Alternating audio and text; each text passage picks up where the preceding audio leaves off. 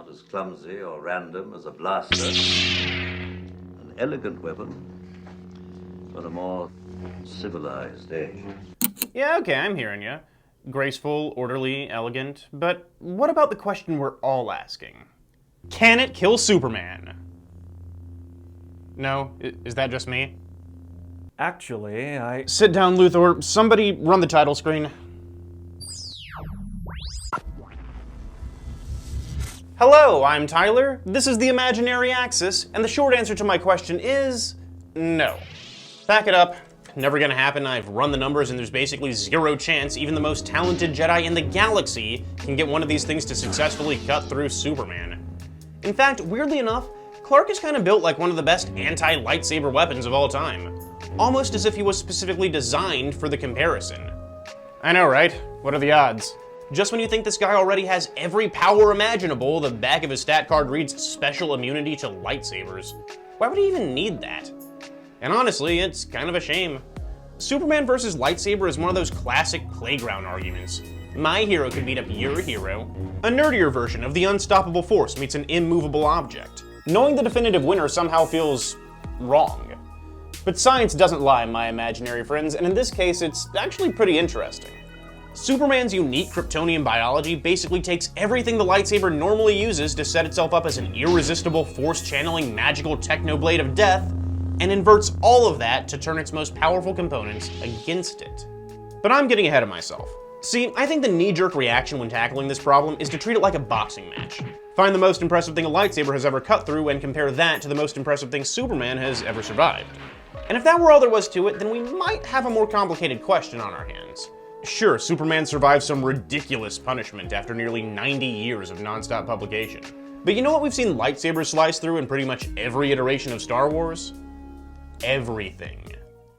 More or less. Some of you might be familiar with Mandalorian iron, or Beskar, if you speak the language. It's an incredibly rare substance in the Star Wars galaxy, and as far as we know, it's also the most durable thing in their universe. By some accounts, the only thing capable of damaging it is itself. This helmet has seen more than 2 generations of constant battle, but it's only barely suffered a single dint of unclear origin. The methods Mandalorian metalsmiths use to manipulate Beskar, forging it into weapons and armor, have mostly remained hidden throughout time as a closely guarded cultural secret. But to give you an idea of how tough it is, back in the old Legends continuity, a holocron encased in Frick managed to survive total planetary annihilation by the Death Star. The Rebel Alliance was storing it on Alderaan when the Empire decided to right-click that place out of existence. And here it is floating among the remaining space rubble moments later. No worse for wear. This stuff is widely considered the second strongest metal available when sitting next to Mandalorian iron. But with all that in mind, neither is completely immune to a lightsaber strike. Oh, they can both repel lightsabers, for a while. In fact, they're frequently used in anti-Jedi combat equipment. But ask anybody with a little fencing or sword fighting experience, they'll tell you most duels aren't going to involve more than a few brief clashes with metal on metal. Your arsenal doesn't have to be absolutely impervious to the enemies to be a good counter. Nobody's just gonna sit there and let a Jedi slowly burn through their helmet or sword during a fight anyway. As long as you can survive momentary contact, you're good. That's all these are for, not total protection. A lightsaber can slice through anything we've seen in the Star Wars narrative, given enough time. Meaning we don't have any obvious way to estimate the blade's maximum potential. So what makes me so confident Superman is finally gonna be the one obstacle to stop everybody's favorite sci-fi superweapon dead in its tracks? Well, it all comes down to one of Clark's weirder powers. Have you ever glanced over any of those scenes that involve Superman lifting something far in excess of his fairly normal body size, only to ask yourself, wait, what exactly is going on with the physics here? Actually, scratch that. Doesn't narrow it down at all. Everything is going on with the physics here. Einstein and Newton are rolling in their graves so fast the Flash is getting nervous. More specifically, have you ever wondered why the object Superman is holding doesn't collapse under its own weight or crumble around him? I mean, he might be strong enough to lift it, but he's still focusing all of that force into a really small surface area relative to the entire thing. He should basically just punch a hole through it, right? That's what the math says. Truth be told, that's even what Batman says. And nobody's more thorough than Batman.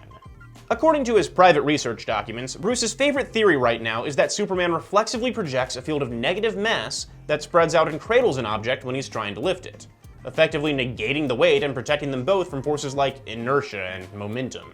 Negative mass is this weird hypothetical property that only really seems to exist in exotic matter, used in fancy theoretical physics equations.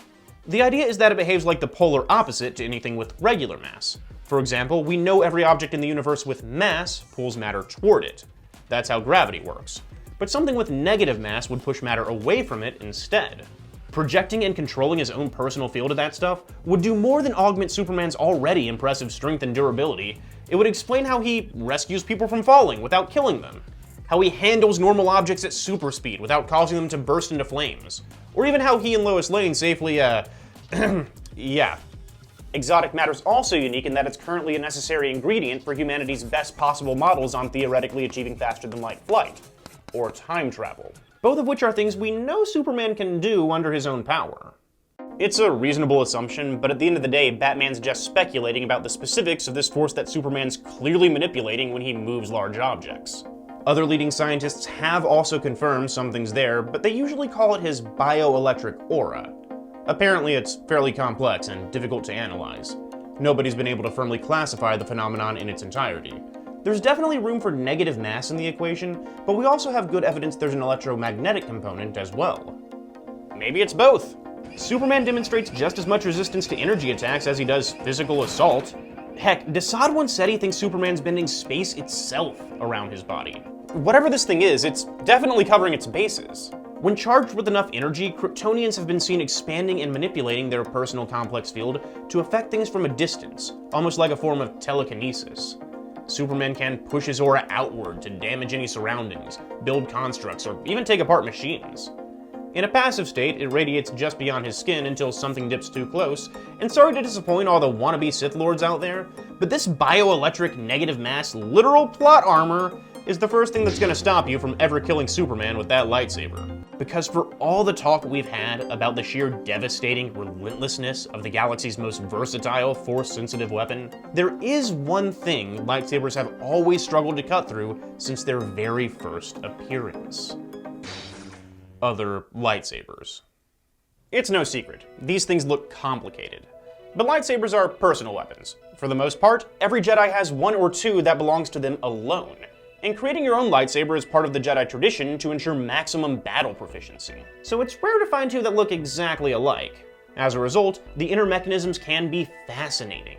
Some variety is practically guaranteed from builder to builder, but components also have to remain relatively consistent to ensure the weapon works right. This makes certain weaknesses unavoidable. Like, I don't care how crazy the car you just built is, I know it has an engine somewhere. It has to. That's not something you can modify out of the process. And lightsaber blades have to bounce off of other lightsaber blades. It's part of a necessary function that keeps the device operational. But maybe all this would be easier to understand if we took a moment to step back, open the hood ourselves, and look a little closer at the details. See, every lightsaber draws energy from a power cell, usually located in the bottom half of the hilt. The power field conductor and inert power insulator make sure the energy travels up to the following chamber with as little loss as possible, channeling it toward a specially chosen, delicately placed kyber crystal. Practically nothing in the battery bleeds off to non-essential parts of the weapon. Kyber crystals are unique. Permutations found within the kyber lattice bear similarities to the neural patterns of a functioning brain, and they've been compared to living cells. These crystals bridge the gap between organic and inorganic, exhibiting a sort of semi-sentience and a natural connection to the Force. There isn't anything like it in the galaxy. When properly prepared, they'll respond to an influx of energy by amplifying it and creating a type of plasma, which is then concentrated into a tight, narrow beam by the focusing array. Normally, something like this would violate the first law of thermodynamics, but the crystal isn't just making more energy out of nothing, it's drawing it from every living thing in the universe. The Force exists all around us. We live in it and move through it. It flows through us and binds the galaxy together. As for the plasma, that stuff's far from a made-up sci-fi buzzword that sounds like it belongs on a heavy metal cover from the 90s. In case you haven't heard, plasma is actually the most common state of matter in the universe. By a long shot. But it's also the least popular in 5th grade science class because teachers tend to focus on solid, liquid, and gas. That's right, there's a fourth one. And we banned it from the curriculum because it just makes things more complicated. If you really want to get annoying about it, some people say matter has 6 states or 7 or more, but we're not here for that. Most of you probably know that you can heat a solid until it becomes a liquid, and you can heat a liquid until it becomes a gas.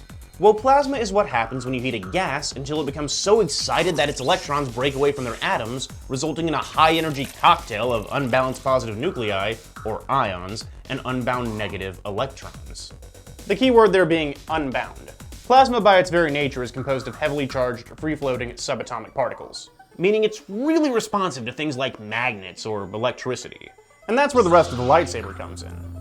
Using a combination of various magnetic fields, the blade is created by accelerating plasma through the emitter matrix, stabilizing it, and containing it within an unseen permeable shaft of energy that repels the substance from all sides, eventually forcing it to arc back into the hilt through a negatively charged high-energy flux aperture acting as the path of least resistance. That's right, just like Superman earlier, the lightsaber is also surrounded by an invisible field of energy that no one ever talks about. Otherwise, it'd basically be an uncontrollable plasma hose. Except plasma behaves more like a gas than a liquid, so you'd be on fire, your enemy would be on fire, and everything would be on fire because the room exploded.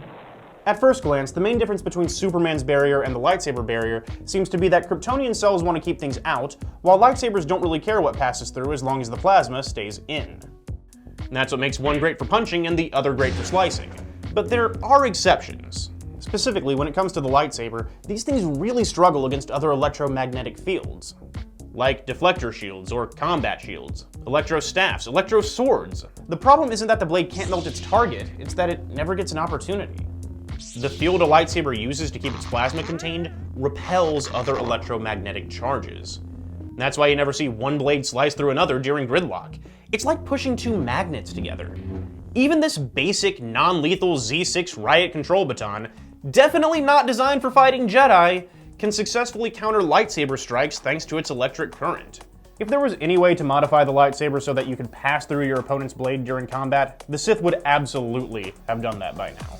What we're really comparing is a notoriously obstinate, consciously controlled energy barrier, known for pushing back against everything from bullets to lasers to doomsday, versus a powerful blade of plasma contained within a field specifically known for struggling against other energy barriers. The most likely outcome, by far, is that your lightsaber bounces off of Superman the same way it would bounce off of another lightsaber. You're gonna see a glowing effect at the point of contact, might even hear that classic lightsaber clashing sound, but Superman won't feel a thing, because you're not even technically touching him. That might seem anticlimactic at first, the same could pretty much be said for trying to hit him with a stick, but the lightsaber is unique because your weapon isn't just being repelled by Superman's natural biology, it's also being repelled by the weapon itself. You've unironically chosen one of the worst possible things to attack this guy with. The stick would be more effective. That being said, Superman's field doesn't just block everything. He can choose to wrap it around others, of course, and most of his greatest weaknesses are rooted in elements that can pass through without any resistance at all. Actually, now that we're on the topic, it's probably a good time for me to mention that the Force isn't magic. And if you won't take my word for it, then try asking High Republic Jedi Knight Gela Natai, or the Shaman Witch and Dark Sorceress Mother Talzin. Magic can occasionally bypass Superman's bioelectric aura if it's been supernaturally designed to ignore opposing forces and the scientific principles that they operate on. Like a sword enchanted to cut through any barrier. But that's obviously not what the Force is. The Force is a natural energy field generated by all living things. A fundamental aspect of existence, similar to how certain philosophies characterize consciousness, aura, ki, or even the universe itself. That might sound like an arbitrary distinction to somebody born and raised in the modern West, where reality is still mostly understood through Enlightenment-era thinking, but it boils down to this. Real magic actually exists in the Star Wars galaxy, and it's almost always treated as something different from the Force. Plenty of rituals, spells, and incantations don't have anything to do with tapping into the Force. Sometimes they do ask you to tap into the Force, but only if it's one of multiple steps and ingredients. The best argument you could make is that magic is some sort of unusual manifestation of the Force that most Jedi can't normally access. And we don't have especially good evidence that the lightsaber blade incorporates pure Force energy into its cutting power anyway, so there's just no reason to think this weapon will cut through Superman any easier than a regular laser sword designed by Brainiac, Batman, or Lex Luthor. But there is one other possibility worth considering. Kryptonite. Bad news, you can't just use this to power a lightsaber. Like we mentioned earlier, lightsabers only work because they're designed around the unique properties found within kyber crystals specifically. Kryptonite's clearly not the same thing, and it lacks most of the features that a lightsaber would normally capitalize on during standard operation. If you loaded this stuff into the hilt instead, you'd basically just be shooting energy into a rock, which might fry the entire device. But none of that's a deal breaker, because get this, Superman isn't weak to kryptonite in the first place. Not strictly speaking. What he's really weak to is kryptonite radiation. And that nuance has the potential to completely change this conversation. See, every possible manifestation of electromagnetic energy can be charted on a spectrum according to wavelength and frequency, ranging from the long wavelength low frequency radio wave to the short wavelength high frequency gamma ray. This electromagnetic spectrum encompasses everything that isn't gravity or one of the two nuclear forces, meaning somewhere along the continuum we should be able to find whatever radiation kryptonite's giving off. And we should also be able to find the radiation lightsabers are using to keep their plasma contained in the shape of a blade. Usually when we're talking about harmful radiation, we're primarily interested in the amount of energy it carries. The lower end of the spectrum is basically safe, the higher end very, very dangerous. Humans aren't typically bothered by radio waves, microwaves, infrared, or anything in the visible light range. But once you start soaking up that ultraviolet stuff, too much of that over a long enough period of time can damage your DNA, eventually resulting in cancer and other health problems. X-rays, those are even worse. And gamma rays are practically nothing but bad news. They're the reason Ground Zero of the Chernobyl disaster probably won't be habitable for thousands of years. So upon first glance, the question looks pretty simple. We find the frequency for kryptonite, find the frequency for lightsabers, and if kryptonite sits on a lower part of the spectrum, then we can safely assume lightsabers are harmful to Superman, right? Well, it's not that easy. The problem is Superman encounters different types of radiation all the time. He's constantly fighting supervillains with all manner of convoluted death rays and laser guns. He's taken nuclear explosions to the face. He can even be found chilling inside the sun on occasion. But perhaps most notably of all, it's a well-known fact that Superman travels for long periods of time through deep space with nothing but the clothes on his back. Doesn't need a ship, doesn't need a suit, doesn't need an atmosphere. There's no way he isn't getting bombarded with all kinds of cosmic radiation during these trips, but he comes back just fine. In short, kryptonite can't be Superman's trademark weakness just because it releases an energy signature too far on the spectrum for his body to handle. He's been all up and down that spectrum with relatively few complications, so his reaction to this radiation in particular must have something to do with the very specific range it occupies. Makes things harder for the lightsaber, but not impossible. That's how Godzilla managed to beat Superman during their first confrontation, by giving off an energy signature similar to kryptonite. Kryptonians are like big cosmic sponges. They may look human, but their cells are vastly different from anything found on Earth. They're capable of absorbing, storing, and processing absurd levels of energy, with no clear limit to the amount or type. And they can do it so well that they often violate that pesky first law of thermodynamics by giving off more than was initially put in. How do they do it? Nobody knows. But Superman's powers are a manifestation of yellow solar energy that his body's been stockpiling and using as fuel. Kryptonite radiation seems to somehow interrupt that process and starve his cells to death. It functions more like carbon monoxide poisoning than standard radiation sickness. Human cells run on oxygen, for comparison. When air is pulled into your lungs, that oxygen binds to a protein called hemoglobin, which distributes it throughout your body via the bloodstream. But carbon monoxide can also bind to hemoglobin. It has a higher affinity for doing so than oxygen, and it forms a stronger bond. Meaning if both gases are present in your system, not only does carbon monoxide get priority, but it stays attached to the hemoglobin for longer, preventing it from transferring anything else. Too much carbon monoxide, and eventually no oxygen is being distributed anywhere in your body, causing you to slowly suffocate. It's difficult to know the precise wavelength and frequency that gives us kryptonite radiation, but we do have a few clues. For starters, kryptonite is almost always described as radioactive, meaning it's made up of unstable atoms that are trying to shift to a more stable configuration by slowly releasing particles and energy. Secondly, Superman's cells can't absorb the radiation if it's hidden behind a barrier of lead, but it has to be lead or something equally dense. And perhaps most importantly, we know kryptonite isn't entirely harmless to humans because Lex Luthor once developed cancer after prolonged exposure to the stuff. Take all these factors into account, and we start closing in on an answer. A radiation signature that might be found in certain nuclear weapons. that just happens to overlap with Godzilla's atomic breath. From Alpha to Omega, there's no question about it, Kryptonite lies somewhere on the gamma spectrum. Where on the gamma spectrum? Not sure. But it doesn't matter because this just isn't where the lightsaber is. Radiation in this section is dangerous, and not exclusively when you're being stabbed with it. If the Jedi were using gamma radiation to keep their blades functional, then the lightsaber wouldn't be an effective weapon. Warriors would become weak and frail by using them too often. Innocent people would end up in the hospital just because they were standing next to a Jedi that was probably trying to protect them.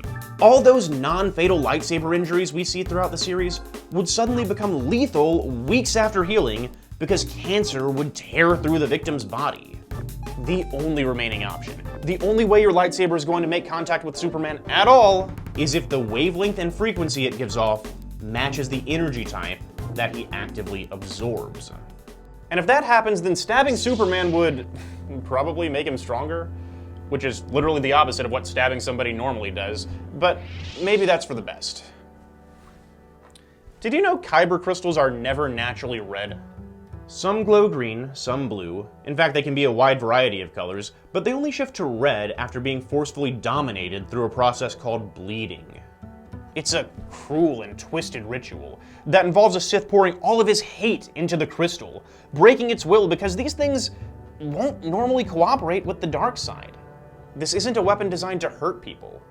It's designed to protect. It's powerful, terrifying, virtually unstoppable, but good. So is it really so strange that it can't hurt Superman? They're practically cut from the same cloth. Heck, Superman absorbing it almost makes the most sense. If this thing's really built around the same radiation that gives Superman his powers, then the Jedi are basically defending the galaxy with essence of Superman. And that wouldn't be out of place in the slightest, because no matter who you are, no matter where you are, in the sprawling streets of Metropolis or the distant planet of Tatooine, if you're in danger and you see one of these in the distance, you're seeing hope. And that's pretty super. May the Force be with you. Or, instead of being with the Force, you could stick around with me for a while. We're cooking up brand new content for the Imaginary Axis, and you'll hear about it soon. So why not take a minute to brush up on some of our classics? Personally, I'm a big fan of this study we did on Darkseid a while back, but all the videos are good. And that's why we're making more of them. Let us know about potential topics. Seriously, don't be shy. And subscribe to see if your suggestion is chosen next. See you soon.